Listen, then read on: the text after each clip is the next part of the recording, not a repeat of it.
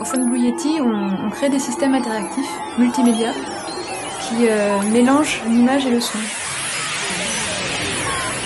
Ces dispositifs interactifs, on les utilise généralement soit dans des contextes artistiques, donc pour une création musicale ou pour une création graphique.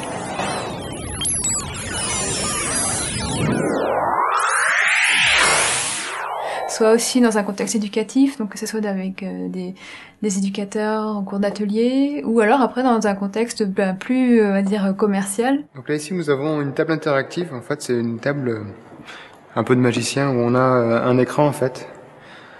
Et quand on vient poser des objets sur l'écran, on va à la fois capter la position des objets. Donc vous voyez quand je me déplace, on voit bien qu'on arrive à repérer la position des objets. Le dispositif Envie d'agir est très exigeant au niveau méthodologique pour monter un projet, qu'il faut vraiment le monter de A à Z. Et en même temps, il nécessite aussi d'aller vers les autres, vers les partenaires, parler de son projet, le mettre en avant, et puis justement tisser un réseau qui font qu'il y a des projets qui émergent, comme le projet de dessin musical. Imaginez que finalement, la trace de peinture qui naît sous la main du peintre fait naître aussi des sons et de la musique.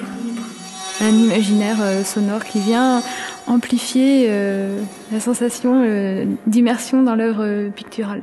La malle pédagogique qu'on envisage de créer avec eux, c'est un outil qui pourrait circuler dans des centres de loisirs ou auprès de centres sociaux. L'idée est la suivante, c'est de faire en sorte que cette malle puisse être empruntée par des animateurs, puisse être mise à disposition donc de publics, d'enfants et d'adolescents, et qu'à travers ce travail, on puisse avoir un certain nombre de mises en situation des enfants pour découvrir l'ensemble des potentialités de la malle. Quand on utilise donc Grapholine par exemple avec des enfants, c'est vraiment intéressant de constater ou de remarquer le mode de fonctionnement différent selon les personnes.